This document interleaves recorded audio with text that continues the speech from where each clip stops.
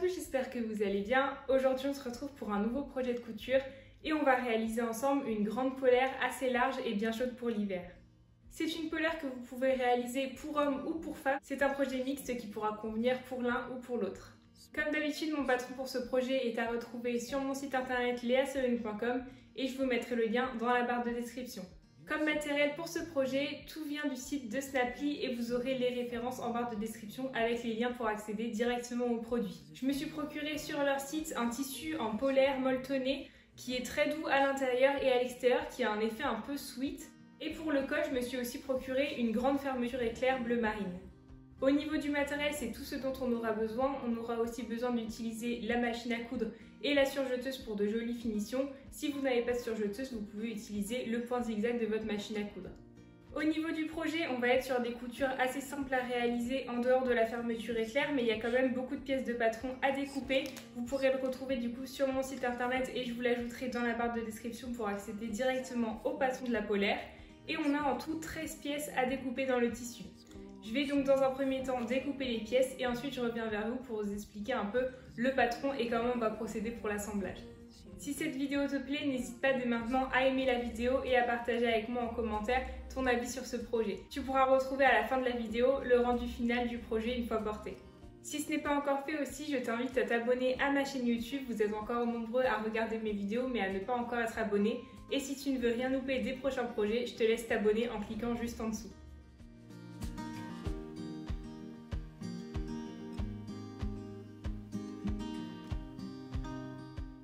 Voilà tout ce qu'on a une fois les pièces du patron découpées. On a donc, comme je vous l'ai dit, 13 pièces au total. Je vais vous les détailler une par une pour voir ce qu'il faut découper et dans quel sens. On va partir d'ici, du coup, là j'ai les deux pièces des manches. Donc on a découpé en deux fois. On a suivi le même patron puisqu'il n'y a pas de sens à respecter pour cette pièce. Juste ici, on a le dos de la polaire qu'on a découpé en une fois. À gauche, on a la partie du devant de la polaire. Mais cette partie du devant de la polaire, elle est en deux parties. On a une partie qui correspond plutôt au bas du devant de la polaire et on a deux parties qui, elles, correspondent au haut de la polaire. Je m'approche pour que vous puissiez mieux voir. Là, on a le haut de la polaire qui est découpé en deux parties séparées puisqu'ici, on viendra placer la fermeture éclair.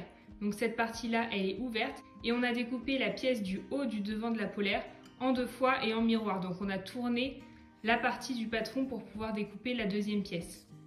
Ici, je les ai placées par-dessus, mais on a aussi deux toutes petites parties qui viendront se coincer à l'intérieur de la partie du haut du devant de la polaire. Ces deux petites parties, elles permettront d'avoir des jolies finitions quand vous voudrez ouvrir la partie de la fermeture du devant de la polaire. Juste au-dessus, on a la pièce qui nous servira pour le col, vraiment le col montant de la polaire. Cette partie-là, elle est à découper en une fois. Et pour finir, on a ces quatre parties-là qui sont identiques et qui ont été découpées en miroir aussi. On en a deux dans ce sens-là et ensuite on a retourné la pièce du patron pour en découper deux dans l'autre sens. Ces quatre parties-là, elles nous serviront pour les poches de la polaire. On va commencer avec la première couture et pour ça, on va récupérer la partie du dos de la polaire et les deux parties du devant qui sont juste ici. Les deux petites parties qui sont dessus, on va pouvoir les laisser de côté pour le moment. Pour la première couture, on va tout simplement assembler endroit contre endroit la partie du dos de la polaire avec les deux parties du haut du devant. Donc on va les assembler endroit contre endroit et on va les coudre avec une première couture au niveau des épaules sur le haut juste ici. Comme on veut garder l'élasticité du tissu en polaire, on va utiliser pour presque toutes les coutures la surjeteuse. Ça va permettre de pouvoir garder une élasticité et un tissu assez confortable et assez extensible.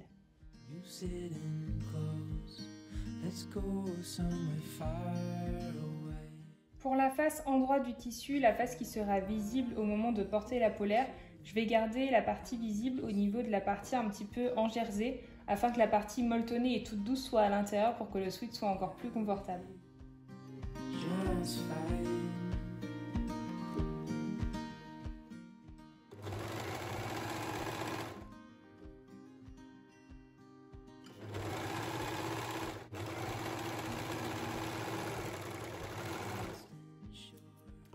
Une fois que c'est fait, voilà ce que ça donne au niveau des coutures.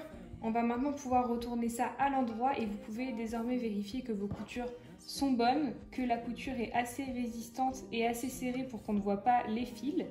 On peut ensuite retourner ça à l'endroit Dans la prochaine couture, on va assembler la grande partie du col, donc celle-ci. Ce qu'on va faire, c'est qu'on va assembler endroit contre endroit la grande partie du col comme ça, avec le tour de col qui est juste ici. Voilà ce que ça donne une fois que la couture est faite au niveau du col. On a donc passé la surjeteuse sur tout le tour juste ici. Et on a aussi passé la surjeteuse sur les deux petites parties qui viendront se coincer à l'intérieur juste ici tout à l'heure. Là du coup, on va maintenant passer à la pose de la fermeture éclair, donc ça va être la partie qu'on va faire avec la machine à coudre et un pied à fermeture. La fermeture que j'ai récupérée, elle est assez grande mais on va en utiliser qu'une seule partie. Et du coup pour la pose, là si vous avez bien analysé la partie qui sera sur le haut du col au niveau du cou de la polaire, c'est en fait une partie à replacer après sur elle-même comme celle-ci. Et du coup là vous avez une sorte de coin qui se forme sur la partie du haut du col. Vous voyez juste ici on a une sorte de coin. Et on va commencer à poser la fermeture à partir de là. Elle va donc commencer ici dans le coin et elle va se terminer au bout de la partie du devant de la polaire. Pour la pose de la fermeture éclair, on va faire tout simple, on va l'ouvrir en deux pour que ce soit plus simple et ensuite on va épingler endroit contre endroit en partant du coin ici jusqu'en bas et on va faire une couture avec le point à fermeture éclair au plus près du bord. Ensuite on va retourner endroit contre endroit de la même façon pour coudre sur le deuxième côté.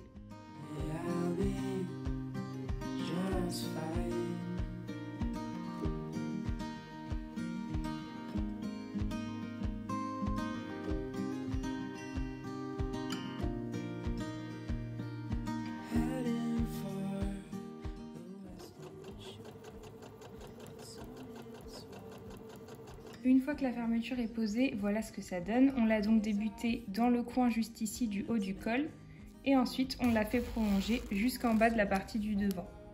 On va maintenant pouvoir refermer le col sur lui-même juste ici, mais avant ça on va surjeter toute la partie du haut du col ici. Quand la surjeteuse est passée sur le haut du col ici, on va pouvoir maintenant refermer le col et ça va permettre de cacher l'intérieur de la fermeture. Ce qu'on va faire, c'est qu'on va plier l'excès de fermeture sur le haut qui est ici vers l'intérieur comme ça. Et ensuite, on va replier la partie du col sur elle-même comme ceci, en faisant un petit rebord comme si on faisait un ourlet. Et ensuite en le plaquant sur la fermeture éclair qu'on a cousue. On peut ensuite épingler à partir du haut de la fermeture. On continue à faire ça jusqu'à ce qu'on ait plus de tissu ici. On fait attention bien sûr de ne pas mettre trop près de la fermeture pour qu'on puisse toujours la fermer. Vous pouvez vérifier si la fermeture s'ouvre et se ferme correctement à chaque étape. Quand c'est épinglé d'un côté, on vient faire pareil avec le deuxième côté.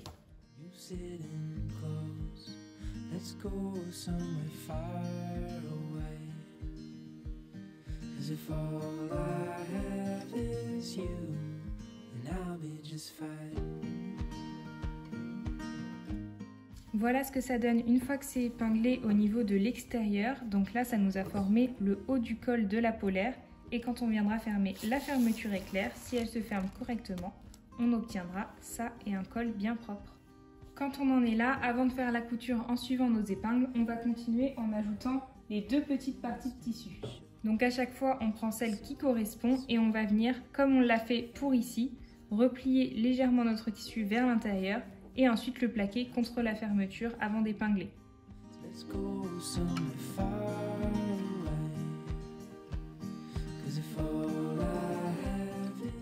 Quand on arrive au bout de l'épinglage sur tout le long du côté, on va pouvoir venir coincer cette partie à l'intérieur de l'autre. Juste ici, on va venir mettre le surjet qu'on a fait tout à l'heure vers l'intérieur pour avoir des finitions bien propres.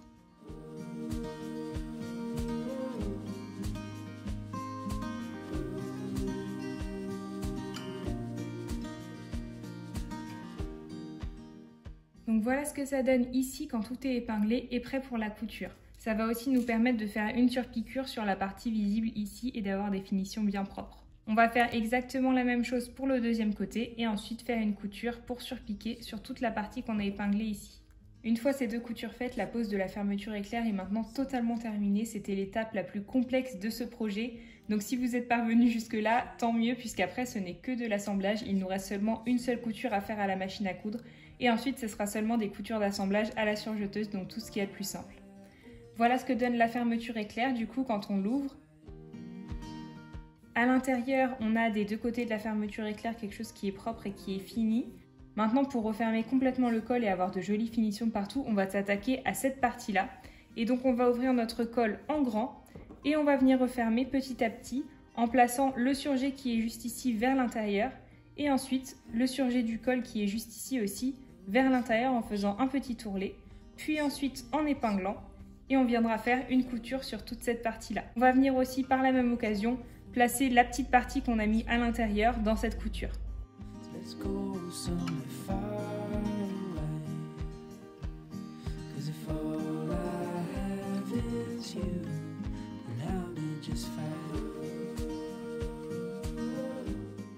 Cette dernière couture à la machine, elle va permettre de refermer le col et d'avoir des finitions parfaites à l'intérieur, ici et sur les côtés de la fermeture. Donc comme je vous l'ai montré, à ce niveau-là, on a la petite partie qu'on a ajoutée juste ici à la fermeture éclair et on va venir la coincer sur le haut à la couture qu'on va faire.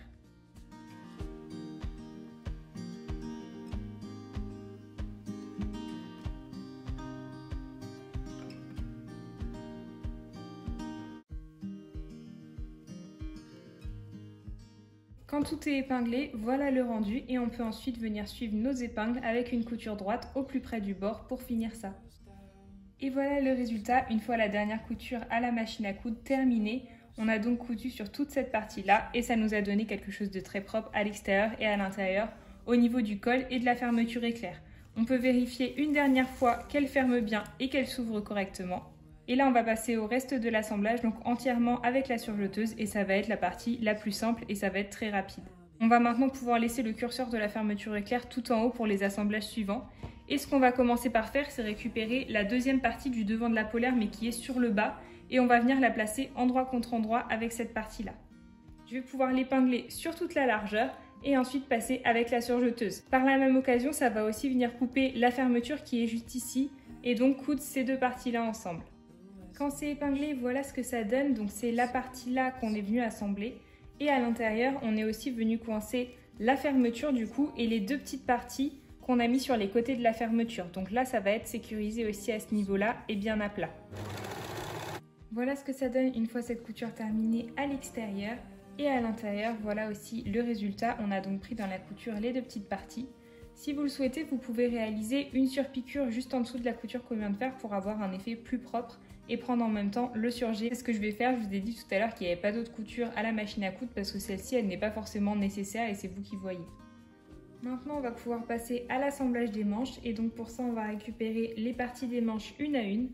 On va commencer par l'assemblage au niveau de l'arrondi du haut de la manche qu'on va placer endroit contre endroit avec l'arrondi de la manche qui se trouve sur la partie juste ici. Quand la couture sur le côté de la manche est terminée, on va pouvoir maintenant passer à la pose des poches sur les deux côtés de la polaire avant de refermer toute la longueur sur le côté de la manche et la longueur du côté de la polaire. Pour ça, on va récupérer les 4 dernières parties qui nous restent, donc ces parties-là, qu'on a découpées 2 fois dans un sens et ensuite 2 fois dans l'autre. On va en placer 2 de chaque côté de la polaire, je vais vous montrer pour un côté et il faudra faire exactement la même chose pour l'autre côté. On va placer notre polaire de façon à voir le bas de la polaire vers nous. Là, on a un des coins du bas de la polaire. On va pouvoir placer 2 parties des poches sur cette zone-là. Vous pouvez choisir le côté qui vous convient pour l'intérieur de la poche. Moi, je vais choisir de prendre le côté le plus doux du tissu pour l'intérieur. Et du coup, je vais placer à chaque fois la partie de la poche avec l'envers contre l'endroit de la polaire. On va le placer en fait en parallèle par rapport au bas de la polaire et au côté. Vous voyez, la pièce là, elle est comme ça, elle forme un angle sur cette partie et là, elle est plutôt en arrondi. L'angle, il va du coup correspondre à l'angle du bas de la polaire et donc on va placer cette pièce envers contre endroit. Pour la poche, il y aura une partie de la poche qui sera cousue et qui sera coincée dans les coutures qu'on va faire après et une partie qui sera cousue pour l'ouverture de la poche. On va commencer par la partie de l'ouverture qu'on va coudre et du coup qu'on va commencer par coudre à partir de l'arrondi, donc sur le haut ici, et on va coudre 16 cm à partir du haut. On va faire une première couture à 16 cm et ensuite on viendra placer la poche vers l'intérieur.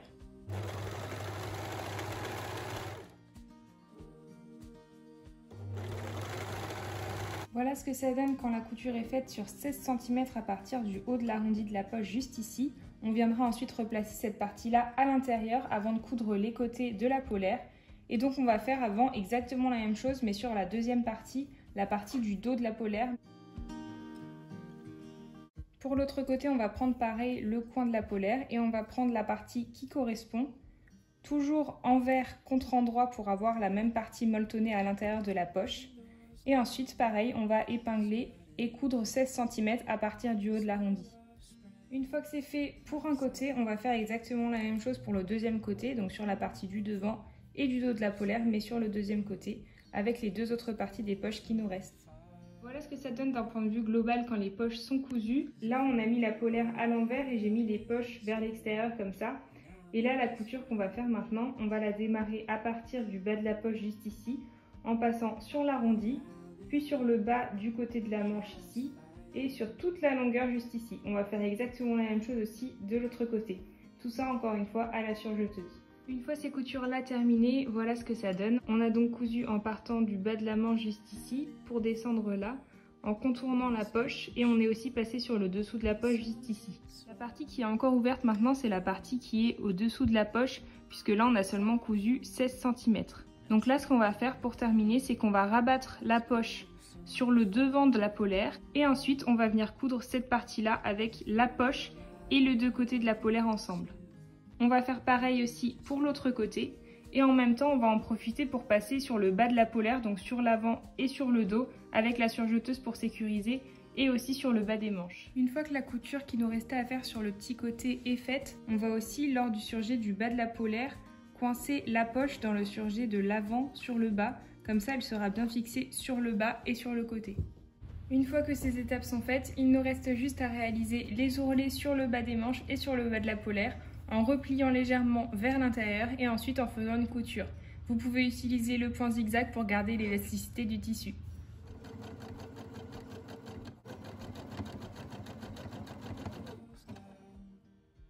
Ce projet est maintenant terminé. La dernière étape, c'était les ourlets sur le bas de la polaire et sur le bas des manches. Voilà ce qu'il donne une fois terminé. On a donc gardé l'élasticité du tissu et on a un résultat très propre. Vous pouvez pour cette couture placer votre pied de biche pour faire à chaque fois dans le point zigzag un point dans la polaire et un point sur l'ourlet. Comme ça, ça va vraiment plaquer la partie qu'on a fait à la surjeteuse et ça fera un rendu très propre. C'est tout pour cette vidéo et pour ce projet. Tu peux retrouver en commentaire le lien pour accéder directement au patron et coudre cette polaire toi aussi, et également les liens avec tout le matériel utilisé qui vient de chez Snapply. Voilà le rendu de cette polaire une fois portée, elle est super confortable. Comme je vous l'ai expliqué, c'est un projet mixte et c'est donc un projet qui pourra être porté pour un homme ou pour une femme. Tu pourras retrouver des photos de cette polaire portée également sur mon compte Instagram. D'ailleurs, si ce n'est pas fait, je t'invite aussi à me suivre là-bas. Si cette vidéo t'a plu, je te laisse l'aimer et la commenter en me donnant ton avis. Et moi, je te dis à la semaine prochaine pour une nouvelle vidéo.